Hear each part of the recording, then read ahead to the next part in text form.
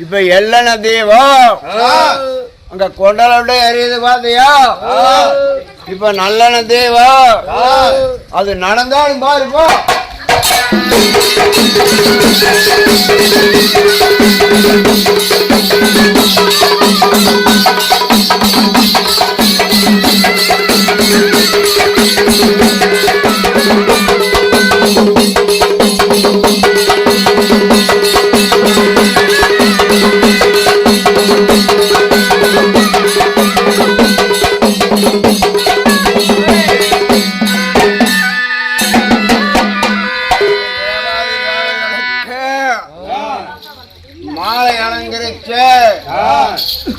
வாழை அலங்கரிச்சு